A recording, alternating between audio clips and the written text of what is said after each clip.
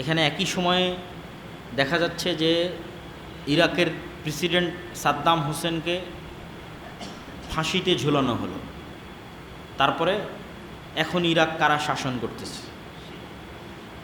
যারা বুঝার তারা ঠিকই বুঝে যাবেন যে এখন ইরাক কারা শাসন করতেছে। আফগানিস্তানের সাথে কি করা হলো,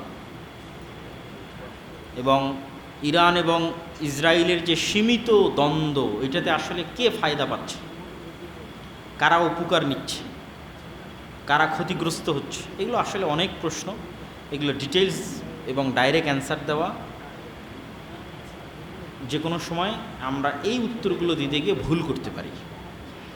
যে রাজনীতির বিষয়গুলোতে ডাইরেক্ট হুকুম হাকামের মতো ফতোয়া দেওয়া সম্ভব নয়। হুকুম হাকাম ইসলামের স্বচ্ছ দিনের মতো, এইটা সঠিক আকিদা, এটা বাতিল আকিদা, এইটা হালাল, এটা হারাম।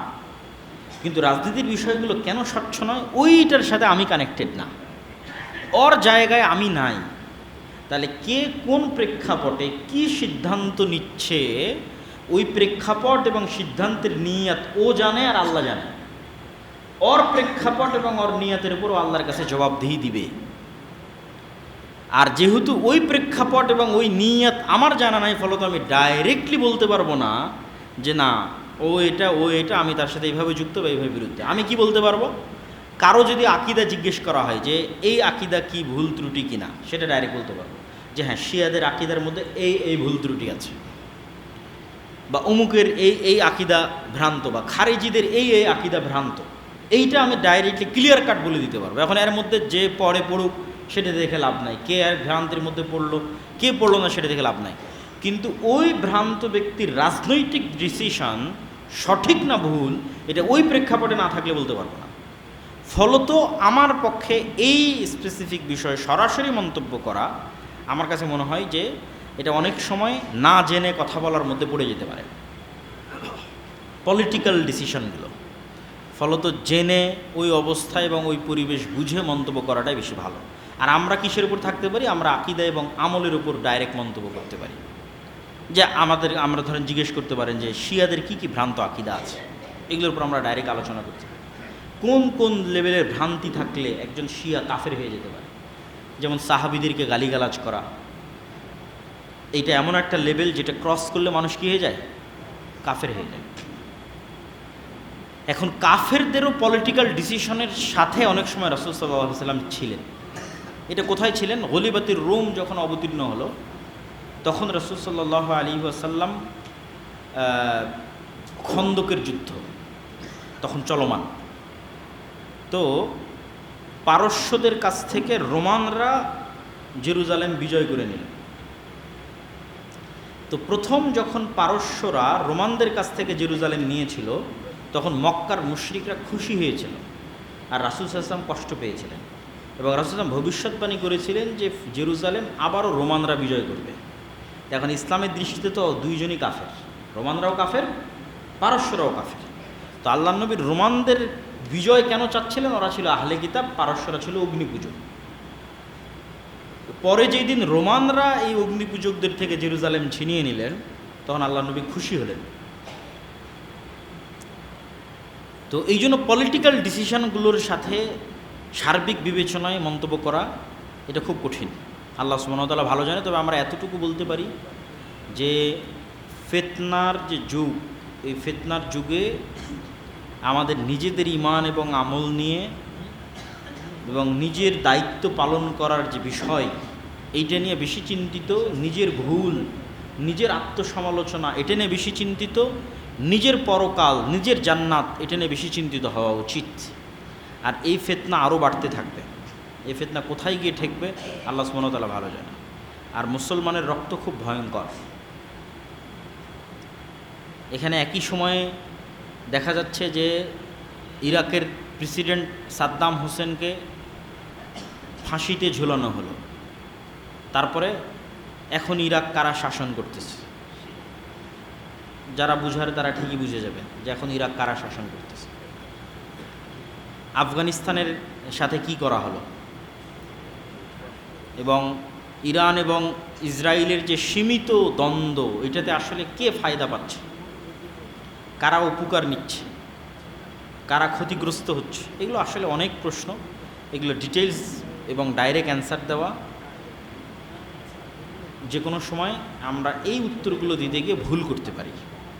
তো আল্লাহ সুবহানাহু ওয়া তাআলা আমাদেরকে সব বিষয়ে কথা বলতে হবে, সব বিষয়ে মন্তব্য করতে হবে, আমি সবই জানি এরকম চিন্তা চেতনা এবং এরকম মন মানসিকতা থেকে বেরিয়ে আসার তৌফিক দান করুক। আমাদের সালাফরা অসংখ্য প্রশ্নের উত্তরে বলতেন যে না, আমি এই প্রশ্নের উত্তর জানি না, সবই যে আমাকে জানতে হবে, সব প্রশ্নের উত্তর যে আমাকে দিতে হবে, এটা জরুরি নয়। তখন বারজাখি জগতের একটা অংশ আস্বাদন করি, একটা লেভেল দুনিয়াতে থাকতে অনুভব করি যে মরার পরের জগৎটা কেমন হতে পারে, সেটা যে আমার ঘুমন্ত অবস্থা। এই জন্য বলি আল্লাহুম্মা বি ইসমিকা আমুতু, আল্লাহ তোমার নামে মারা যাচ্ছি। আরবিতে কিন্তু ঘুমানোর আর একটা আরবি আছে, আনামু, ওটা ব্যবহার করা হয়, ডাইরেক্ট মরার কথা বলা আছে, আল্লাহ মরে যাচ্ছি। আর তোমার নামে পরের দিন সকালবেলা ঘুম থেকে জাগবো, আস্তাইকিজু না আহিয়া, মরা থেকে জীবিত হব। এবং ঘুমের মধ্যে রূহ কবজ করার কথা কোরআন মাজিদে আছে, যাদের রূহ আল্লাহ চাই ফেরত দিয়ে দেয়, আর কারো রূহ আল্লাহ পার্মানেন্টলি রেখে নেয়, ও পার্মানেন্টলি মারা যায়। তাহলে দুনিয়াতে থেকে বারজাখি জীবনের স্বাদ আস্বাদন করার একটা উদাহরণ আমরাই প্রতিনিয়ত উপভোগ করতেছি। আল্লাহর সৃষ্টি জীবের মধ্যেও এরকম উদাহরণ আছে। শুঁয়ো পোকা নামে এক প্রকারের পোকা আছে, এ তার শুরুর জীবনে গাছের পাতা খায় এবং গাছের পাতা খেয়ে খেয়ে খেয়ে খেয়ে মাসখানেক জীবনযাপন করে। এটা সম্পূর্ণ ডিফারেন্ট স্টাইলের লাইফ সে লিড করে। তারপরে 1 মাস 1.5 মাস 2 মাস হওয়ার পর ও নিজের চারিপাশে একটা আবরণ তৈরি করে, আবরণ তৈরি করে ওর মধ্যে মরে যায়। ওর মধ্যে মরে যাওয়ার 1 মাস 1.5 মাস পর প্রজাপতি হয়ে আকাশে উড়ে। তাহলে ওর লাইফ একবার ছিল পোকা হিসেবে, তারপরে মৃত অবস্থায় 1 মাস, তারপর প্রজাপতি হিসেবে আকাশে উঠতেছে। তো এই জন্য মানুষের বারজাখি জীবন, কবর পরবর্তী, মৃত্যু পরবর্তী জীবন অস্বাভাবিক নয়। হ্যাঁ, বারজাখি জীবনে মানুষের রুহের কোয়ালিটি অনুযায়ী থাকার এবং খাওয়ার ব্যবস্থাপনা, জীবনযাপনের ব্যবস্থাপনা ভিন্ন হবে। যেমন যে সমস্ত রূহ আল্লাহর রাস্তায় শহীদ হয়ে গেছে, এদের কোয়ালিটি কি হবে? এরা পাখি হিসেবে জান্নাতে উড়বে। ওদের বারজাখি জগতে জীবনযাপনের ধরন এদের চাইতেও আপার কোয়ালিটির কিছু রূহ আল্লাহ সুবহানাহু ওয়া তাআলার আরশে লাইট, আলো হিসেবে ঝুলন্ত থাকবে। এদের চাইতেও আপার কোয়ালিটির রূহ হচ্ছে নবীদের রূহ, যারা দুনিয়াতে যেই মানের লাইফ জীবনযাপন করত, বারজাখে ওই মানেরই লাইফ জীবনযাপন করে। মুসা আলাইহিস সালাম তো মরে গেছে, কিন্তু মুহাম্মদ সাল্লাল্লাহু আলাইহি ওয়াসাল্লামের সাথে সাক্ষাৎ হয়েছে না, কথা হয়েছে না বারজাখি জগতে, দুনিয়াতে নাই কিন্তু। তাহলে ওনার জীবনযাপনের যে ধরন, ওটা কাছাকাছি হুবহু দুনিয়ার মতো। আর স্বাভাবিক যাদের রূহ যদি কল্যাণকর বান্দা হয় তাহলে ইল্লিয়িন, আর যদি অকল্যাণকর বান্দা হয় তাহলে সিজ্জিন। আর এই সকল রূহ কিয়ামতের পরবর্তীতে পুনরুত্থান হবে। আর পুনরুত্থানের উপর বিশ্বাস স্থাপন করা ইসলামের এবং কোরআনের, পবিত্র কোরআনের যদি 2টা মেসেজ সারমর্ম তৈরি করি, তাহলে একটা সারমর্ম হচ্ছে তাওহীদ, আর একটা সারমর্ম হচ্ছে পরকাল। সারা কোরআন মিলে আল্লাহ মানুষকে ঘুরিয়ে ফিরিয়ে এই গল্প, ওই ঘটনা, এই ফজিলত, ওই আমল, এই দাওয়াত সব মিলে কি বলতে চেয়েছে? 2টা। এক আল্লাহর নিজের তাওহীদ, আর একটা হচ্ছে তোমরা মরার পর আবার আমি তোমাদের জীবিত করব। এটাকে বিশ্বাস করো খুব শক্তভাবে, ইয়াকিনের সাথে, যেন দেখতে পাচ্ছ, না হলে সফল হতে পারবে না। তো আল্লাহ সুবহানাহু ওয়া তাআলা মৃত্যুর পর যে মানুষকে পুনরুত্থান ঘটাবেন, এর আল্লাহ সুবহানাহু ওয়া তাআলা অনেকগুলো উদাহরণ পবিত্র কোরআনের মধ্যে উল্লেখ করেছেন। যেমন মুসা আলাইহিসসালাতু ওয়াসসালামের যুগে একজন মারা গেল, গরু জবাই করা হলো, ওর গায়ে টাচ করে জীবিত করা হলো। একজন নবী এক গ্রামের পাশ দিয়ে হেঁটে যাচ্ছিল, বললেন আল্লাহ এদেরকে আপনি কেমনে জীবিত করবেন। আল্লাহ তাকে 100 বছর মৃত অবস্থায় রাখলেন, তারপরে জীবিত করলেন। মুসা আলাইহিস সালামের সাথে 70 জন বানু ইসরাইলের লোক তুর পাহাড়ে গেছিল, আল্লাহকে দেখতে চেয়ে সব মরে গেছিল, আল্লাহ ওদেরকে আবার জীবিত করে দিয়েছিল। তো মরার পরে জীবিত হওয়ার ঘটনা দুনিয়াতে অসংখ্যবার ঘটেছে, এবং সর্বশেষ বানু ইসরাইলের যিনি শেষ নবী ঈসা আলাইহিস সালাম, তার হাতে আল্লাহ এটাকে ডাল ভাত বানিয়ে দিয়েছিলেন, যে এটা অত কঠিন কোনো কাজ না। মরার পর মানুষকে জীবিত করা এটা আশ্চর্য কিছু নয়। এটা আমার নবী আমার অনুমতিতে আমার মজেদায় সকাল সন্ধ্যা মানুষকে জীবিত করতেছে মরা থেকে। এবং মরা থেকে জীবিত হওয়া আশ্চর্য যে নয়, বাস্তব যে সত্য, তার দুটো উদাহরণ দিয়ে আমরা আবার আমাদের মূল বক্তব্যে ফিরে আসব। একটা উদাহরণ কি, আল্লাহ কোরআন মাজিদে বারবার মৃতকে জীবিত করার কথা বলতে গিয়ে বলেছেন, আমি মৃত মাটিকে বৃষ্টি দিয়ে জীবিত করি, আমি মৃত বীজ থেকে বৃষ্টির মাধ্যমে গাছ বের করি। এখন আপনি চিন্তা করেন, একটা আমের গাছ যতটা জীবিত, মানুষ তার চেয়ে বেশি জীবিত না কম জীবিত? বেশি জীবিত। আমের গাছ তো হাঁটতে পারে না, চলতে পারে না, মানুষ তো হাঁটছে, আমের গাছ তো কথা বলতে পারে না, মানুষ তো কথা বলতেছে। তাহলে জীবনের আলামত আমের মধ্যে বেশি আছে না মানুষের মধ্যে বেশি আছে? মানুষের মধ্যে বেশি আছে। এবার ওই আমের গাছ থেকে যে আম তৈরি হলো, ওই আমের যে বিচি, ও বেশি জীবিত না মানুষের যে মেরুদণ্ড এ বেশি জীবিত? মানুষের মেরুদণ্ড বেশি জীবিত। কেন? এটা জীবিত মানুষের মেরুদণ্ড, যে লাইভ পৃথিবীতে চলাফেরা করতেছে, কথা বলতেছে, যার জ্ঞান আছে, আরও তো একটা স্থবির জড় পদার্থ। ওই জড় পদার্থের একটা মৃত বিচি, ওই মৃত বিচি যখন মাটিতে পড়তেছে, ওর মধ্যে থেকে আর একটা জীবিত গাছ বের হয়ে যাচ্ছে। আল্লাহ!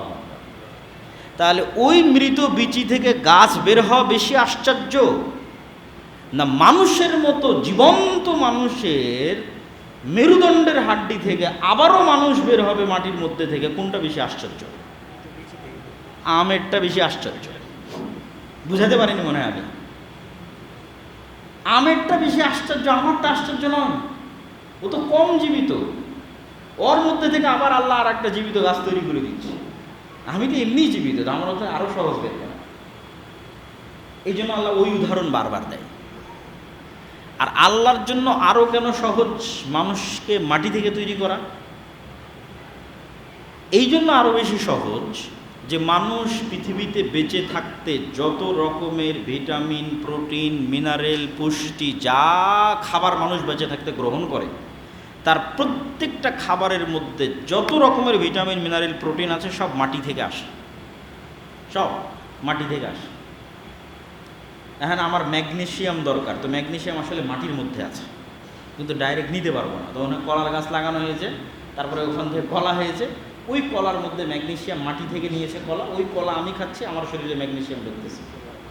তাহলে আমার শরীরের মধ্যে ম্যাগনেসিয়াম ঢোকার কারণে যদি আমার শরীরে কোষ তৈরি হয়, তাহলে ওই ম্যাগনেসিয়াম তো মাটির মধ্যেই আছে, ওখানে কেন কোষ তৈরি হবে না? কেন হবে না? আমি তো ওই মাটির ম্যাগনেসিয়ামই কলা দিয়ে আমার শরীরের মধ্যে নিচ্ছি, দিয়ে আমার শরীরে নতুন কোষ তৈরি হচ্ছে। এই ম্যাগনেসিয়াম তো মাটির মধ্যে আছে, তাহলে কেন মাটিতে কোষ তৈরি হবে না? মানুষের পুরো শরীরটাই মাটি থেকে নেওয়া ভিটামিন, প্রোটিন, মিনারেল, ম্যাগনেসিয়াম দিয়ে তৈরি। তাহলে আরো বেশি কোষ তৈরি হবে মাটিতে, মানে মাটির মধ্যে থেকে তরতর তরতর করে মানুষ বের হয়ে উঠবে। ধর্মের মধ্যে সব আছে, ওখান থেকে নিয়ে আমি বেঁচে আছি।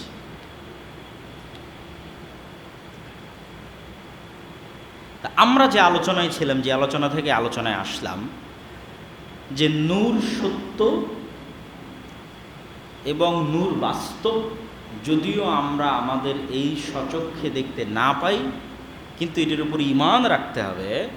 আর এই নূরের পৃথিবীতে, বর্তমান পৃথিবীতে একমাত্র উৎস কি? একমাত্র উৎস হচ্ছে কোরআন, কোরআন হাদিস। তো আজকে আমাদের বক্তব্যের মূল বিষয়বস্তু ছিল কোরআনের তাৎপর্য এবং গুরুত্ব। তার একটা মোটামুটি ধারণা আপনাদের কাছে দেওয়ার চেষ্টা করলাম। এখন এই কোরআন উম্মতে মুহাম্মাদিকে দেওয়া হয়েছে এবং এই কোরআনের সাথে উম্মতে মুহাম্মাদির ভাগ্য নির্ধারণ করে দেওয়া হয়েছে। ইন্নাল্লাহা ইয়ারফাউ বিহাদাল কিতাবি আকওয়ামান ওয়া ইয়াদউ বিহি আখারিন। এই কিতাবের গুরুত্ব এবং মর্যাদা আমার এবং আপনার কাছে যা হবে, আমার এবং আপনার জাতিগত ভাগ্য তাই নির্ধারিত হবে পৃথিবীতে। এই কোরআন যদি আমার কাছে অবমূল্যায়িত হয় তাহলে আমরা সারা পৃথিবীতে অবমূল্যায়িত হব। আপনি আমাদের ভাগ্য বুঝতে পারবেন কোরআনের মূল্য দেখে, অথবা আমাদের অবস্থা দেখে বুঝতে পারবেন আমাদের কাছে কোরআনের মূল্য। তথা রোহিঙ্গাদের গুরুত্ব মায়ানমারের কাছে যা, গাজার ফিলিস্তিনের মানুষের গুরুত্ব ইসরায়েলের কাছে তা, এইটা আসলে কোরআনের গুরুত্ব মুসলমানের কাছে। কোরআনের গুরুত্ব ওই জায়গায় চলে গেছে, এই জন্য জাতিগতভাবে আমার গুরুত্ব ওই জায়গায় চলে গেছে। এবং এইটার বাস্তব উদাহরণ যদি দেখতে চান তাহলে এই যে রানিং যে বিশ্বকাপ চলতেছে এটার মধ্যে দেখতে পাবেন। আল্লাহ সুবহানাহু ওয়া তাআলা কোরআন মাজিদের একটা আয়াতে বলতেছেন সূরা বাকারার মধ্যে, ওয়া মিনান নাসি মান ইয়াত্তাখিযু মিন দুনিল্লাহি আনদাদা ইউহিব্বুনাহুম কাহুব্বিল্লাহ। মানুষের মধ্যে এমনও কিছু মানুষ আছে যারা অন্য আর এক মানুষকে এইভাবে ভালোবাসে যেইভাবে আল্লাহকে ভালোবাসা উচিত। মানুষের মধ্যে এমনও মানুষ আছে যারা অন্য মানুষকে ওইভাবে ভালোবাসে যেভাবে কাকে ভালোবাসা উচিত? আল্লাহকে ভালোবাসা। ওয়াল্লাযীনা আমানু আশাদ্দু হুব্বান লিল্লাহ। তবে যাদের অন্তরে ঈমানের নূর আছে এরা সবচেয়ে বেশি ভালোবাসে কাকে? আল্লাহ সুবহানাহু ওয়া তাআলা। ওয়ালাউ ইয়ারাল্লাযীনা যালামু ইয ইয়ারাউনাল আযাবা আন্নাল কুওয়াতা লিল্লাহি জামিআ। আওয়াজ বেশি হয়ে গেল ভাই, তো এখানে কষ্ট হবে তো শুনতে। আন্নাল কুওয়াতা লিল্লাহি জামিআ। যেই দিন জালেমরা দেখ যে সকল ক্ষমতার মালিক তো আল্লাহ, সকল ইজ্জতের মালিক তো আল্লাহ, যেই দিন এই দৃশ্য প্রকাশ পেয়ে যাবে, এক নাম্বার। দুই নাম্বার আর কি প্রকাশ পাবে? ইজ তাবাররা আল্লাযীনা তুবিউ মিনাল্লাযীনা ইত্তাবাউ ওয়া রাআউল আযাবা ওয়া তাকাত্তাআত বিহিমুল আসবাব। এরা দুনিয়াতে যাদের ফ্যান ফলোয়ার ছিল, ওই সমস্ত ভাইরাল জনপ্রিয় ব্যক্তিত্ব পার্সোনালিটিরা কিয়ামতের মাঠে এদের থেকে সম্পর্ক ছিন্ন করে দেবে। আমি তো চিনি না এরা কারা, আমি তো এদেরকে বলিনি আমার অনুসরণ করতে, কেন কিয়ামতের মাঠের ভয়াবহতায় এটা করবে। তাহলে দুটো জিনিস ঘটলো, এক কিয়ামতে দেখতেছে সব শক্তি ক্ষমতা আল্লাহ। দুই নম্বর কি দেখতেছে? ও যার ভক্তি এবং শ্রদ্ধা করত সে বলতেছে আমি তো চিনি না, তুমি কে? তখন এবার এই সমস্ত ফ্যান ফলোয়ারেরা বলবে وقال الذين اتبعوا لو أن لنا كرة فنتبرأ منهم كما تبرؤوا منا। যদি আল্লাহ আর একবার পৃথিবীতে যাওয়ার সুযোগ দিত তাহলে আজকে কিয়ামতের মাঠে ওরা যেভাবে আমাদের থেকে সম্পর্ক ছিন্ন করলো, দুনিয়াতে ফিরে গিয়ে এদের থেকে আমরা ওইভাবে সম্পর্ক ছিন্ন করতাম যে তোদেরকে আমরা চিনি না, তোরা কারা। কিন্তু তখন তো আর পৃথিবীতে ফিরে আসার সুযোগ নেই। তাহলে কোনো মুসলিম যুবক, কোনো মুসলিম তরুণের অন্য কোনো ব্যক্তি আল্লাহ এবং আল্লাহর রাসূল ছাড়া অন্য কোনো ব্যক্তির প্রতি মাত্রাতিরিক্ত ভালোবাসা শুধুমাত্র খেলার কারণে, এইটার প্রমাণ বহন করে যে আমাদের সমাজে কোরআন কোন জায়গায় আছে। আমরা কোরআনের শিক্ষা মানুষের অন্তরে কি পর্যন্ত নিয়ে যেতে পেরেছি। জাতিগতভাবে কোরআন অমান্য করলে আযাবের শিকার হতে হবে। আল্লাহ অতীতে সকল কিতাব অমান্যকারী জাতিকে আযাব দিয়েছেন। উম্মতে মুহাম্মাদির আযাব কি? আল্লাহ একই স্টাইলের আযাব বারবার দিয়েছেন এরকম নজির পাওয়া যায় না, খুব কম। যেমন নূহ আলাইহিস সালামের কওমকে বন্যায় ডুবিয়ে মেরেছে, পরে আদ, সামুদ এদের কওমকে কিন্তু আর বন্যায় ডুবানো হয়নি। তাহলে আদ সামুদের কওমকে কিভাবে ধ্বংস করেছে? কাউকে বিকট আওয়াজ দিয়ে, আর কাউকে বিশাল ঝড়ো বাতাস দিয়ে। আসহাবুল ফিলকে কিভাবে ধ্বংস করেছে? আকাশ থেকে পাথর বর্ষণ করে। কওমে লুতকে কিভাবে ধ্বংস করেছে? পৃথিবী উল্টিয়ে। এই মাইকে আওয়াজ হচ্ছে না? হ্যাঁ, তাহলে কি এটা অন করা নাই নাকি?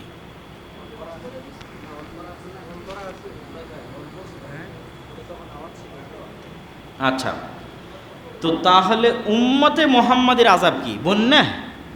উম্মতে মুহাম্মাদের আযাব কি? শহর উল্টে যাওয়া, ভূমিধস, ভূমিকম্প? না, উম্মতে মুহাম্মাদের আযাবের ধরন ভিন্ন। সেটা কি? সেটা যে উম্মতে মুহাম্মাদের উপর ভিন্ন জাতিকে চাপিয়ে দেওয়া হবে। ফিলিস্তিনে, মায়ানমারে, বাংলাদেশেও ঘটতে পারে, বাগদাদে হালাকুখা চেঙ্গিস খানের সময় ঘটেছিল, স্পেনে ঘটেছে। ভিন্ন জাতি ওদের উপর শাসক হয়ে যাবে এবং ওদেরকে কচুকাটা করবে। এইটা হলো উম্মতে মুহাম্মাদির কোরআন পরিত্যাগ করার শাস্তি, জাতিগত আযাব। উম্মতে মুহাম্মাদির জাতিগত আযাব বন্যা নয়, ভূমিকম্প নয়, ভূমিধস নয়, ঝড় নয়, বিকট আওয়াজ নয়।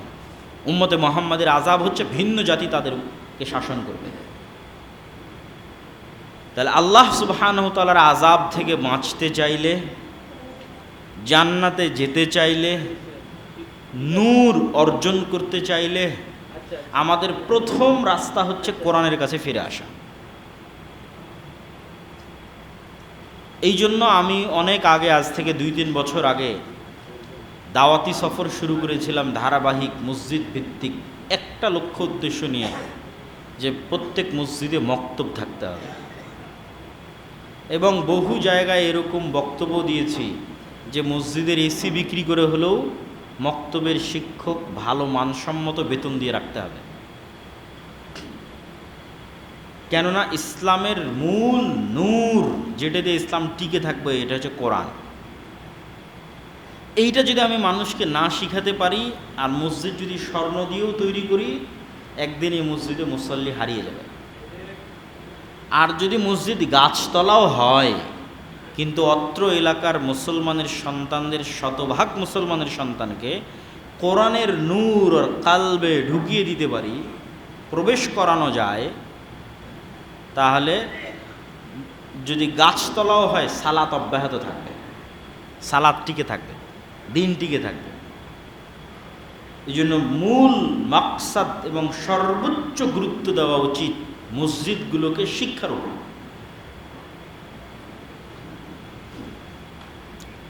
ব্রাকের এরকম হাজার হাজার মসজিদ নাই, এরকম এসি বিল্ডিংওয়ালা রুম নাই। আমরা তো এগুলো অটো পাইছি, অটো মানে আল্লাহ ইসলামের সিস্টেমটা এইভাবে করেছে, এইটার মধ্যে দিয়ে ইসলাম দাঁড়িয়ে থাকবে। এই জন্য 5 ওয়াক্ত সালাতের ব্যবস্থা, এই জন্য মসজিদের ব্যবস্থা। তো ব্রাকের কিছু না থাকার পরও হাজার হাজার স্কুল ভাঙ্গা বেড়া, ভাঙ্গা টিন দিয়ে চালাচ্ছে কেন? ব্রাকের স্কুল ভাঙ্গা বেড়া, ভাঙ্গা টিন, ভাড়া জায়গা নিয়ে কেন চালাচ্ছে? তার মানে শিক্ষাটা আসল। এই মসজিদগুলো যদি ওদেরকে দিয়ে দিতেন, তাহলে আগে এখানে শিক্ষার ব্যবস্থা করবে মসজিদের ফান্ড থেকে। যা আগে কিসের ব্যবস্থা করতে হবে? শিক্ষার ব্যবস্থা করতে হবে, জ্ঞান নূর ছড়িয়ে দেওয়ার ব্যবস্থা করতে হবে। কিন্তু আমাদের কাছে সব কিছু থাকার পরও আমরা অবহেলা। না, একজন ইমামকে, একজন মক্তবের শিক্ষককে ভালো বেতন দেওয়া, ভালো ট্রেনিং দেওয়া, এগুলোর কোনো গুরুত্ব আমাদের কাছে নাই। আমাদের কাছে গুরুত্ব চাকচিক্য, জৌলুস, এটার থেকে বের হয়ে আসতে হবে। এবং শতভাগ মুসলমানকে কোরআন শিখানো লাজেম, ফরজ। শাইখুল ইসলাম ইবনে তাইমিয়া রাহিমাহুল্লাহর মত অনুযায়ী কোরআন বুঝতে পারবে, কোরআন পড়ে এই রকম জ্ঞান অর্জন করা প্রত্যেক মুসলমানের উপর ফরজ। মানে অনুবাদ ছাড়া ডাইরেক্ট কোরআন পড়ে ও সরাসরি বুঝতে পারবে আল্লাহ কি বলছেন, এতটুকু আরবি জানা প্রত্যেক মুসলমানের জন্য ফরজ। এটা শাইখুল ইসলাম ইবনে তাইমিয়া রাহিমাহুল্লাহর ফতোয়া। আমরা এই ফতোয়ার সাথে দ্বিমতও করতে পারি, একমতও করতে পারি, কিন্তু ফতোয়াটা উল্লেখ করলাম কেন? কোরআন জানার গুরুত্ব বুঝাতে গিয়ে। কোরআন থেকে ডিসকানেক্টেড হয়ে জাতি রাস্তা পাবে না, সম্ভব নয়।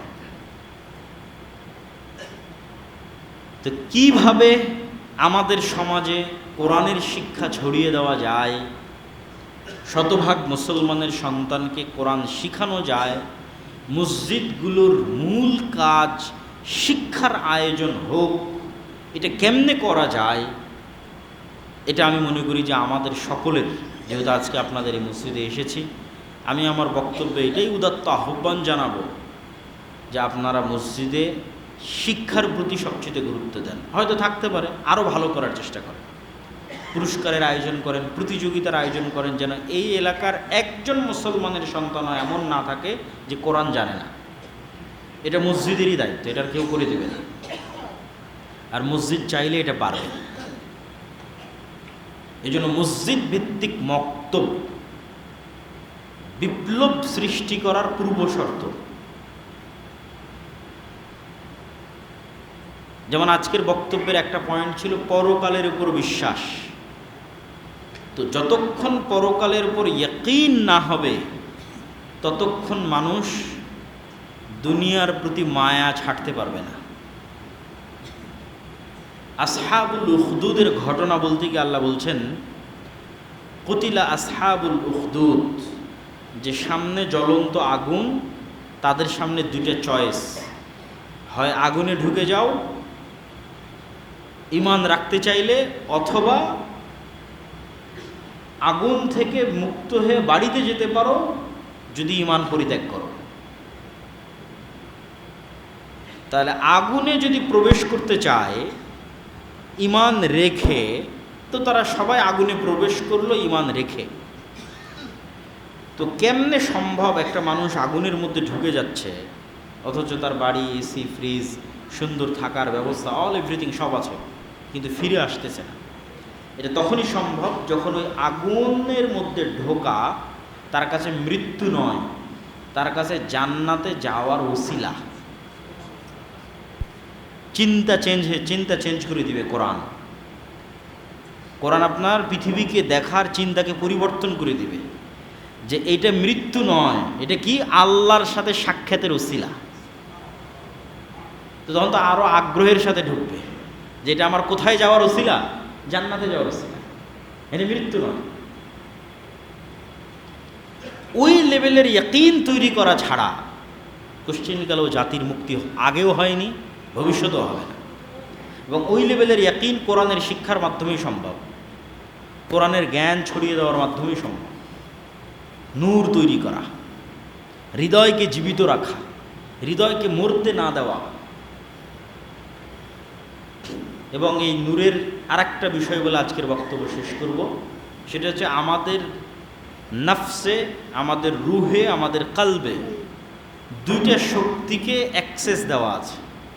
যেমন এখনই আমি ভাইয়ের থেকে ওয়াইফাই পাসওয়ার্ড নিয়ে ওনার মোবাইলের ইন্টারনেট আমি এখানে ইউজ করতেছি হটস্পট দিয়ে, অ্যাক্সেস, উনি আমাকে অ্যাক্সেস দিয়েছে। তো এটা তো একটা বায়বীয় অ্যাক্সেস, চোখে দেখা যায় না, কেমনে ওখান থেকে আমি এখানে নেট ইউজ করতেছি। এটা যদি বাস্তব হয় তাহলে নিশ্চিত বিশ্বাস রাখেন আপনার কলবে দুইটা শক্তির অ্যাক্সেস দেওয়া আছে, একটা ফেরেশতা আর একটা শয়তান। এরা কোনো প্রকার মেসেজ আদান প্রদান ছাড়া, ফোন দেওয়া ছাড়া, কানে কথা বলা ছাড়া সরাসরি অন্তরে মেসেজ দিতে পারে। ওই অ্যাক্সেস এদের আছে, ওই পাসওয়ার্ড, ওই ওয়াইফাই অ্যাক্সেস এদের আছে, ডাইরেক্ট অন্তরে মেসেজ দিয়ে দেবে। এই জন্য মানুষের অন্তরে প্রত্যেক যা মন্দ চিন্তা আসে শয়তানের মেসেজ, প্রত্যেক যা কল্যাণের চিন্তা আসে ফেরেশতার ইলহাম। তো এখানেও একটা কাজ আছে, কি সেই কাজ? যে আলো, এই আলো আল্লাহ সুবহানাহু ওয়া তাআলার চেহারার নূরের প্রভাবের আলো, যেটা আল্লাহর চেহারার পর্দা, সেই পর্দা যে নূর, তার প্রভাব। আল্লাহু নূরুস সামাওয়াতি ওয়াল আরজ। কিয়ামতের মাঠে যে নূর দেখা যাবে আমলের, ওয়াল্লাযীনা আমানু মাআহু নূরুহুম ইয়াসআ বাইনা আইদিহিম ওয়া বিআইমানিহিম, যারা আল্লাহর উপর ঈমান আনয়ন করেছে এদের নূর কিয়ামতের মাঠে এদের ডানে বামে ছুটে বেড়াবে। ইয়াকুলুনা রব্বানা আতমিম লানা নূরানা, তারা বলবে আল্লাহ আমাদের নূরকে আরো বাড়িয়ে দেন, আরো পূর্ণ করে দেন। ইয়াউমা তারাল মুমিনিনা ওয়াল মুমিনাত, কিয়ামতের দিন আপনি মুমিন এবং মুমিনাদের দেখবেন, ইয়াসআ নূরুহুম বাইনা আইদিহিম ওয়া বিআইমানিহিম, তাদের আমলের নূর তাদের ডানে বামে ছুটে বেড়াচ্ছে, তাদের আশপাশকে আলোকিত করছে। আল্লাহু ওয়ালিয়ুল্লাযীনা আমানু ইউখরিজুহুম মিনাদ-যুলুমাতি ইলান-নূর, সবই অন্ধকার, এই অন্ধকার থেকে আল্লাহ আলোতে নিয়ে এসেছেন, আলোই হেদায়েত, নূরই হেদায়েত। সেই নূরের আলোতে নিয়ে এসেছেন আল্লাহ সুবহানাহু ওয়া তাআলা তার দয়ায়। আর যারা ওই আলোতে আসতে পারেনি, কোরআনের এই হেদায়েতের নূর গ্রহণ করতে পারেনি, এরা অন্ধকারের মধ্যে আছে। নূর অদৃশ্য কিন্তু নূর বাস্তব। নূর অদৃশ্য হওয়ার পরও কেন বাস্তব? নূর মানে কিন্তু এই আলো নয় যে আলো আমরা চোখে দেখি, লাইটের আলো, সূর্যের আলো, এই আলো নয়। নূর এক ভিন্ন আলো যা চোখে দেখা যায় না, বিশেষ আলো কিন্তু বাস্তব, সত্যি ফিজিক্যালি বাস্তবিকভাবে ঘটে, তৈরি হয়। এটা বোঝানোর জন্য কয়েকটা উদাহরণ না দিলে বোঝা যাবে না। যেমন আলোরও এমন কিছু ধরন আছে যে ধরনগুলো আমরা চোখে দেখি না। যখন এখান থেকে রিমোটটা দিয়ে আমি এসিটা বন্ধ করলাম, তখন রিমোটে এসি কেমনে বন্ধ হলো? রিমোট থেকে একটা আলো বের হয়ে গিয়ে এসিতে লেগেছে, আলোর সাথে আলোর মাধ্যমে কানেক্টেড হয়েছে, নাহলে ওই এসি বন্ধ হওয়া সম্ভব নয়। কোনো না কোনোভাবে তো কানেকশান আছে। ওই কানেকশানটা লাইট, আলো, ওই আলোটা আমরা দেখি না কিন্তু মেশিনে ধরা যায়। ওইটাকে ইংরেজিতে বলে ইনফ্রারেড লাইট, ইনফ্রারেড রে।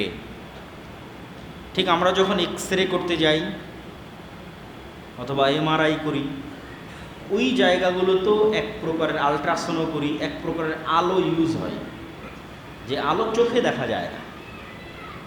তাহলে আলোর মধ্যে এমন ধরন আছে যে আলোকে আমরা চোখে দেখি না, অথচ আমরা কাজে লাগাচ্ছি। এই যে ক্যামেরাগুলোতে রেকর্ড হচ্ছে, আমরা মোবাইলে কথা বলতেছি, এই যে ডাটা ট্রান্সফার, এটা পুরোটাই আলোর টেকনোলজির উপর দাঁড়িয়ে আছে। আলোর যে তরঙ্গ, ওয়েভ, ওইটার মধ্যে দিয়ে ডাটা ট্রান্সফার হচ্ছে। আমার ছবি ভিডিও চলে যাচ্ছে, আমার কথাও চলে যাচ্ছে। এই জন্য আলোর গতিতে যাচ্ছে, এই জন্য আলোর খুব গতিশীল, এই জন্য আমি বলা মাত্রই বলতেছি এখন, অথচ এই আওয়াজটা কি আমেরিকাতে বাজতেছে। যে লাইভ দেখতেছে আমেরিকায় বসে, আমেরিকায় বাজতেছে না এই আওয়াজ, এটা গেল কীভাবে? ওই আলোর মধ্যে দিয়ে ডাটা ট্রান্সফার হয়ে গেছে, লাইটের মধ্যে দিয়ে। এটা আল্লাহ যেই দিন পৃথিবী সৃষ্টি করেছে ওই দিন থেকেই হয়, মানুষ জানতো না, মানুষ এটা বের করতে পারেনি। কোরআনে তো এর চেয়ে ব্যতিক্রম ঘটনার কথা আছে। আমরা তো এখন ডাটা ট্রান্সফার করতেছি, বস্তু না। মানে এখনকার বিজ্ঞান যেটার উপর দাঁড়িয়ে আছে সেটা কি? ডাটা ট্রান্সফার, আওয়াজ, সাউন্ড, ভিডিও, পিকচার ট্রান্সফার। কিন্তু বস্তু এটা এখন ইনস্ট্যান্ট এখান থেকে আমেরিকা চলে যাবে, এরকম কোনো টেকনোলজি আছে? নাই। কিন্তু পবিত্র কোরআনের মধ্যে সুলাইমান আলাইহিস সালামের ঘটনায় কি আছে? বস্তু ট্রান্সফার, চোখের পলকে। যে আমি এখানে বসে আছি, আমাকে বিলকিসের সিংহাসন নিয়ে এসে দিতে হবে। ক্বালা ইফরিতুম মিনাল জিন, ইফরিত নামক একজন জিন বলল যে আপনি আপনার জায়গা থেকে, বসা থেকে উঠার পূর্বে নিয়ে আসবো। সুলাইমান আলাইহিস সালাম এটাতে রাজি হলেন না, এর চেয়ে দ্রুত লাগবে। তখন একজন ব্যক্তি, আল্লাহ যাকে জ্ঞান দিয়েছিল কিতাবের, কোরআনের আয়াতের অনুবাদ করতেছে, একজন ব্যক্তি যাকে আল্লাহ কিতাবের জ্ঞান দিয়েছিল, সে বলল আপনার চোখের পলক পড়ার পূর্বে বিলকিসের সিংহাসন এখানে উপস্থিত হয়ে যাবে। তো ওখানে মুফাসসিরিনে কেরাম লিখেছে যে উনি বিশেষ কোনো জিকির জানতেন, ইসমে আজম অথবা আল্লাহর ওহী সুলাইমান আলাইহিস সালামের মাধ্যমে বিশেষ কোনো জিকির জানতেন, যেটার মাধ্যমে এই জন্য এখনও বিজ্ঞান বলে যে পৃথিবীর সবচেয়ে পাওয়ারফুল টেকনোলজি হচ্ছে সাউন্ড টেকনোলজি, আওয়াজ দিয়ে কিছু করতে পারা। এই টেকনোলজি মানুষের হাতে নাই যে আমি আওয়াজ দিয়ে কিছু করে ফেলব, কিন্তু এটা সবচেয়ে পাওয়ারফুল। ওটা দিয়ে সম্ভব একটা বস্তুকে সেকেন্ডে ট্রান্সফার করা। তা আজ থেকে 100 বছর আগে মানুষের কাছে ডাটা ট্রান্সফার করা অসম্ভব ছিল, এখন তো হচ্ছে, সেকেন্ডে চলে যাচ্ছে। কিন্তু কোরআনে তার চাইতেও আগের অতি আজীব এবং আশ্চর্যজনক ঘটনা বর্ণনা করা আছে যে মানুষ তার জ্ঞান দিয়ে বিলকিসের সিংহাসনকে ট্রান্সফার করেছে সেকেন্ডে। তো সাউন্ড টেকনোলজির সাথে কানেক্টেড রেখে একটা কথা বলে আবার সামনের দিকে আগাই, যে আওয়াজ সবচেয়ে পাওয়ারফুল, এটা সত্য।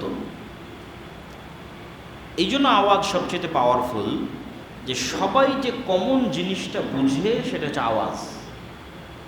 এই মাইকও যেটা বুঝে সেটা আওয়াজ, এই কাঠের চেয়ারও যেটা বুঝে সেটা আওয়াজ, এই দেওয়ালও যেটা বুঝে সেটা আওয়াজ। ইসাব্বিহু লিল্লাহি মা ফিস সামাওয়াতি ওয়া মা ফিল আরদ, আসমান জমিন আর তার মধ্যে যা কিছু আছে সব আল্লাহর তাসবিহ পাঠ করতেছে। প্রত্যেকের তাসবিহ পাঠের আওয়াজ আছে, নিজস্ব আওয়াজ আছে, এবং প্রত্যেকেই নিজ নিজ সালাত জানে এবং নিজ নিজ তাসবিহ এবং জিকির জানে। তো আল্লাহ সুবহানাহু তাআলার যে সেন্ট্রাল কমান্ড, এইটাও আওয়াজ ভিত্তিক। আল্লাহ সুবহানাহু তাআলা যখন কোনো কিছু করতে চান, কুন ফায়াকুন, হও হয়ে যাও, হও বললেই হয়ে যায়। এবং আল্লাহ সুবহানাহু তাআলার নিজের কথা এবং নিজের আওয়াজ সবচেয়ে পাওয়ারফুল। এই জন্য উম্মতে মুহাম্মাদির মুআজিজা, যেটা আল্লাহ সুবহানাহু তাআলা করেছে, পার্মানেন্ট মুআজিজা, যেটা নবীর জীবিত থাকা এবং মৃত হওয়ার সাথে সম্পৃক্ত নয়।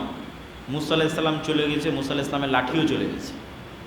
ঈসা আলাইহিস সালাম চলে গেছে, আকাশে উঠে গেছে, ঈসা আলাইহিস সালাম হাত দিলে মৃত জীবিত হয়ে যাবে, ওটাও আর নাই। কিন্তু মুহাম্মদ সাল্লাল্লাহু আলাইহি ওয়াসাল্লাম চলে গেলেও পবিত্র কোরআন আছে। আর পবিত্র কোরআন কালামুল্লাহ, আল্লাহর কথা, আর আল্লাহর কথার আওয়াজ আছে, সাউত। এই জন্য কোরআন সবচেয়ে পাওয়ারফুল, শক্তিশালী। এবং আল্লাহ সুবহানাহু ওয়া তাআলার জিকির সবচেয়ে পাওয়ারফুল এবং শক্তিশালী। তো আমরা যে জায়গায় ছিলাম, যেখান থেকে এই জায়গায় আসলাম, যে এমনও লাইট আছে যেই লাইট আমরা চোখে দেখি না, এতটুকু তো আমরা বুঝেছি।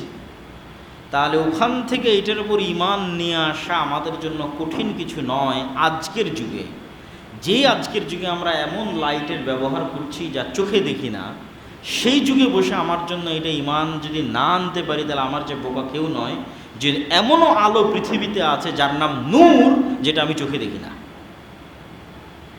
কিন্তু ওই আলোর অস্তিত্বের প্রমাণ কোথায়? ওই আলো অন্য প্রাণী দেখে, আল্লাহর অন্য সৃষ্টিজীব দেখে। গায়েবের অনেক কিছুই আল্লাহ সুবহানাহু তাআলা তার অন্য সৃষ্টিজীবের মাধ্যমে প্রকাশ করে দিয়েছে। যেমন কবরের আযাব গায়েব, মানুষ আর জিন শুনতে পায় না, কিন্তু রাসূল সাল্লাল্লাহু আলাইহি ওয়াসাল্লাম বলছে সব সৃষ্টিজীব শুনতে পায়, বাকি সকল সৃষ্টিজীব শুনতে পায়। তাহলে ওইটা আমার কাছে গায়েব, কিন্তু ওরা তো শুনতে পাচ্ছে, ওদের কাছে গায়েব না। ঠিক তেমনি রাসূল সাল্লাল্লাহু আলাইহি ওয়াসাল্লাম বলছে, যখন তোমরা শোনো মোরগ ডাক দেয়, তখন মোরগ ফেরেশতাকে দেখে। ফেরেশতা কিসের তৈরি? নূরের তৈরি। তাহলে মোরগ কি দেখে? নূর দেখে। মোরগ কি দেখে? নূর দেখে। তাহলে নূর বাস্তব, অস্তিত্বশীল। এটা এমনি একটা বাইবে আলোচনা করছি, হৃদয়ে নূর তৈরি হয়, আমল নূর তৈরি করে, এগুলো কোনো ফাও কথা নয়, আসলেই তৈরি করে। মানে এই আলোর জ্বলাটা যেমন বাস্তব, আমার এবং আপনার হৃদয়ে নূর আছে না নাই, ওটা তেমন বাস্তব। তো এই নূর আমি দেখতে পাচ্ছি না, কারণ আমার কাছে গায়েব, কিন্তু আল্লাহর অনেক সৃষ্টিজীবের কাছে এটা গায়েব নয়। শয়তানের আলো এক প্রকার আলো, যে আলো মানুষ দেখতে পায় না কিন্তু আল্লাহর অন্য সৃষ্টিজীব দেখতে পায়। যেমন কুকুরের ক্ষেত্রে বলা আছে, গাধার ক্ষেত্রে বলা আছে, রাসূল সাল্লাল্লাহু আলাইহি ওয়াসাল্লাম বলেছেন যে তারা শয়তানকে দেখতে পায়। এবং আল্লাহ সুবহানাহু তাআলার যত সৃষ্টিজীব আছে, সকল সৃষ্টিজীব কোনো সমস্যা, কি বলতেছে? হ্যাঁ,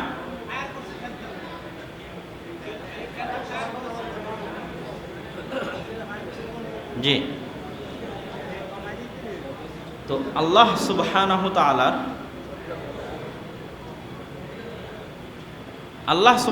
তাআলার যত সৃষ্টিজীব আছে, এই সৃষ্টিজীবগুলোর মাধ্যমে আল্লাহ সুবহানাহু তাআলা গায়েবের অনেক বিষয়কে প্রকাশ করে দিয়েছে। যেমন আমাদের বারজাখী জীবন কেমন হবে, মৃত্যু পরবর্তী জীবন কেমন হবে, তার আলামত পৃথিবীতেই আছে। একটা হচ্ছে ফিজিক্যালি আমি মারা গেছি, সেটার মানদণ্ড কি? হার্ট চলছে না চলছে না, পালস আছে না নাই। আর একটা হচ্ছে আমি মেন্টালি মারা গেছি, যাদেরকে আল্লাহ বলেছেন খাতামাল্লাহু আলা কুলুবিহিম, এরা মৃত, মারা গেছে কিন্তু জীবিত আছে। জীবিত আছে কি? ফিজিক্যালি, শারীরিকভাবে জীবিত আছে, কিন্তু ওর রূহ, ওর কাল্ব মারা গেছে। তো মানুষের কাল্ব জীবিত আছে না মারা গেছে, শারীরিক জীবিত মৃত যেমন পালস দিয়ে বোঝা যাচ্ছে, হার্টের চলা দিয়ে বোঝা যাচ্ছে, তো আল্লাহর দৃষ্টিতে যেটা হেদায়েতের জীবিত থাকা মৃত থাকা, যেটা হৃদয়ের সুস্থতা এবং অসুস্থতা, ওইটার মানদণ্ড হচ্ছে নূর। অন্তরে নূর আছে, জীবিত আছে। অন্তরে নূর নাই, মরে গেছে। এই জন্য রাসূল সাল্লাল্লাহু আলাইহি ওয়াসাল্লাম বলেছেন, যখনই মানুষ কোনো গুনাহ করে নুকতাতান সাউদা, তার অন্তরে কালো দাগ পড়ে। যদি তওবা করে কালো দাগ মিটে যায়, অন্তর সাদা ধবধবে স্বচ্ছ কাচের মতো, স্বচ্ছ পানির মতো।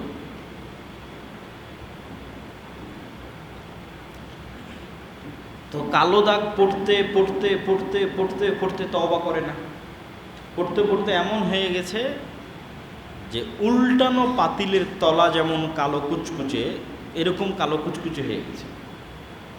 ফলে কোনটা ভালো আর কোনটা মন্দ এই বিবেচনা হারিয়ে গেছে। এরা খাতামাল্লাহু আলা কুলুবিহিম, এর কালবে নূর নাই, মারা গেছে, এর কালব মৃত। এবং মানুষের বাস্তব সুস্থতা অসুস্থতার চাইতেও বেশি বাস্তব মানুষের হৃদয়ের সুস্থতা অসুস্থতা। মানে মানুষের শারীরিক সুস্থতা অসুস্থতা যত বাস্তব, আমরা দেখতে পাই জ্বর চলে এসেছে, অসুস্থ হয়ে গেলাম, সর্দি চলে এসেছে, অসুস্থ হয়ে গেলাম, এইটা যত বাস্তব, মানুষের হৃদয়ের সুস্থতা অসুস্থতা তার চেয়ে বেশি বাস্তব।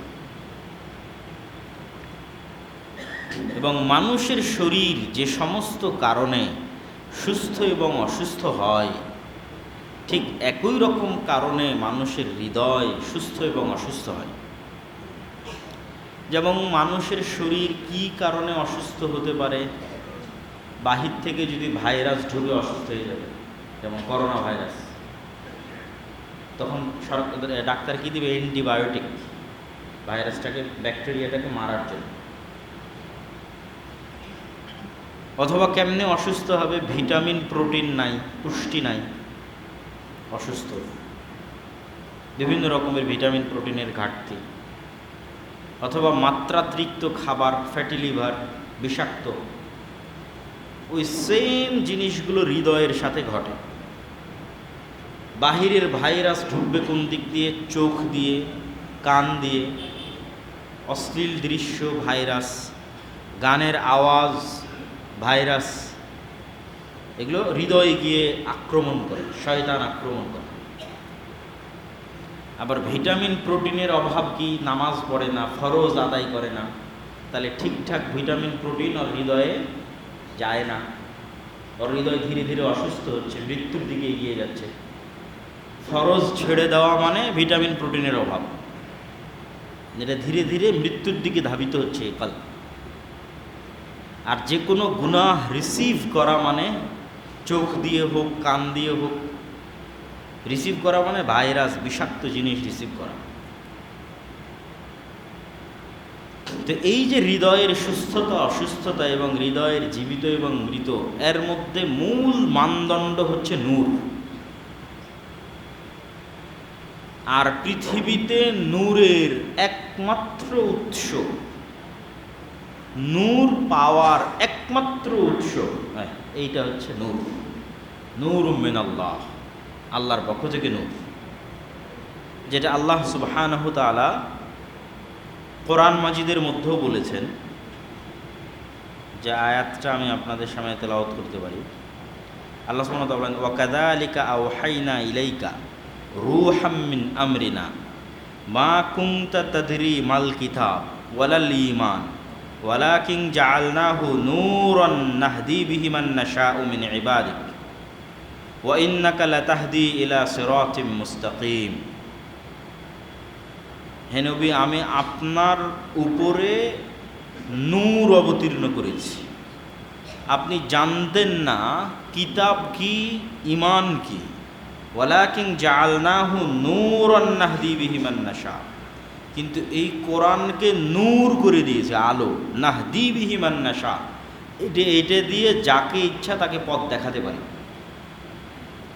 কারো হৃদয় যদি মারা গিয়ে থাকে, নূরের অভাবে ভুগে, তাহলে ও হৃদয়কে আলোকিত করবে কোথায় থেকে? নূর নিবে কোরআন থেকে। এটা কিয়ামত পর্যন্ত যুগ যুগান্তরে মানুষের অসুস্থ হৃদয়, মৃত হৃদয়, খাতামাল্লাহু আলা কুলুবিহিম, এই সমস্ত হৃদয়ে আলো তৈরি করার একমাত্র মাধ্যম কোরআন। আল্লাহ সুবহানাহু ওয়া তাআলা কোরআন মাজিদে বলেন, ইউরিদুনা লিইউতফিউ নূরাল্লাহ ওয়াল্লাহু মুতিম্মু নূরিহি ওয়ালাউ কারিহাল কাফিরুন। কাফের এবং মুশরিকরা আল্লাহর নূরকে মিটিয়ে দিতে চায়। এখানে পুরো ইসলামকে আল্লাহর নূর বলা হয়েছে, মানে কোরআন এবং হাদিস আল্লাহর নূর। তো কাফের এবং মুশরিকরা এটাকে মিটিয়ে দিতে চায়, আল্লাহু মুতিম্মু নূরিহি, আর এইটাকে আল্লাহ পূর্ণ করবেই, মানে সারা পৃথিবীতে বিজয়ী করবেই। ওয়ালাউ কারিহাল কাফিরুন, যদিও কাফেররা অপছন্দ করে। হুয়াল্লাযী আরসালা রাসূলাহু বিল হুদা ওয়া দীনিল হক লিইয়ুযহিরাহু আলাদ দীনি কুল্লিহি ওয়ালাউ কারিহাল মুশরিকুন। আর যে আল্লাহ আপনাকে সত্য সহকারে পাঠিয়েছে, তিনি এই দ্বীনকে সারা পৃথিবীর সকল দিনের উপর বিজয়ী করবে, এই নূরকে পূর্ণতা দিবে। আল্লাহ সুবহানাহু ওয়া তাআলা কোরআন মাজিদে বলেন, ইয়া আইয়ুহাল্লাযীনা আমানুত্তাকুল্লাহ ওয়া আমিনু বিরাসূলিহি ইউতিকুম কিফলাইনি মির রাহমাতিহি ওয়া ইয়াজআল লাকুম নূরান তামশুনা বিহি। হে ইমানদারগণ, আল্লাহকে ভয় করো, রাসূলের উপর ঈমান আনো। যদি করো তাহলে তোমাদের আমলকে আমি নূর বানিয়ে দিব, যেই নূর দিয়ে তোমরা চলতে পারবে কবরে, পরকালে, সিরাতে মুস্তাকিমে। আর এক আয়াতে আল্লাহ সুবহানাহু ওয়া তাআলা বলেন, আফামান শারাহাল্লাহু সাদরাহু লিল ইসলাম ফাহুয়া আলা নূরিম মির রাব্বিহি ফাওয়াইলুল লিল কাসিয়াতি কুলুবুহুম মিন যিকরিল্লাহ উলাইকা ফি দালালিম মুবিন। যাদের হৃদয়কে আল্লাহ তার এই নূর গ্রহণের জন্য প্রশস্ত করে দিয়েছেন, যাদের হৃদয়কে আল্লাহ উন্মুক্ত করে দিয়েছেন এই নূর রিসিভ করবে এই জন্য, আর যাদের অন্তর কঠোর হয়ে গেছে পাথরের মতো, এই নূর রিসিভ করতে পারে না, বুঝতে পারে না, অনুভব করতে পারে না, তারা পথভ্রষ্ট। আর এক আয়াতে আল্লাহ সুবহানাহু ওয়া তাআলা বলেছেন, আওয়ামান কানা মাইতান ফাআহইয়াইনাহু ওয়া জাআলনা লাহু নূরান ইয়ামশি বিহি ফিন্নাস কামা মাসালুহু ফিদ্দুলুমাত লাইসা বিখারিজিম মিনহা। মানুষের কাছে যখন নূর থাকে না, তখন তার হৃদয় মৃত, আর ওই মৃত হৃদয়কে জীবিত করি, ওয়া জাআলনা লাহু নূরান ইয়ামশি বিহি ফিন্নাস, আর এই মৃত হৃদয়কে জীবিত করি কোরআনের নূর দিয়ে, যেটা দিয়ে মানুষ পথ চলতে পারে। এবং মানুষের প্রত্যেকটা নেক আমল নূর তৈরি করে। আল্লাহ সুবহানাহু ওয়া তাআলা বলেন, ইলাইহি ইয়াসআদুল কালিমুত তাইয়্যিব ওয়াল আমালুস সালিহ ইয়ারফাউ। আল্লাহর নিকটে প্রত্যেকটা নেক আমল, প্রত্যেকটা সৎ বাক্য উঠতে থাকে, আর নূর ছাড়া উপরে ওঠা সম্ভব নয়। প্রত্যেক আমল জীবন্ত, তার নিজস্ব আকৃতি আছে, যে আকৃতিতে সে আমল ধরা দিবে, ফেরত আসবে। যেমন সূরা বাকারা এবং সূরা আলে ইমরান মেঘমালার আকৃতিতে কিয়ামতের মাঠে আসবে। প্রত্যেকটা আমল জীবন্ত এবং নূর তৈরি করে উপরে উঠতে থাকে যদি আমল কবুল হয়। যেমন কিছুক্ষণ আগে উজুর কথা বলেছি, আল্লাহু নূরুস সামাওয়াতি ওয়াল আরদ মাসালু নূরিহি কামিশকাতিন ফিহা মিসবাহ। আসমান এবং জমিন আলোকিত আল্লাহর চেহারার নূরে। আল্লাহ সুবহানাহু তাআলার চেহারা যে নূর দিয়ে ঢাকা আছে, যেই পর্দা দিয়ে ঢাকা আছে, ওই পর্দার নাম নূর। আর আসমান, জমিন, সূর্য, নক্ষত্র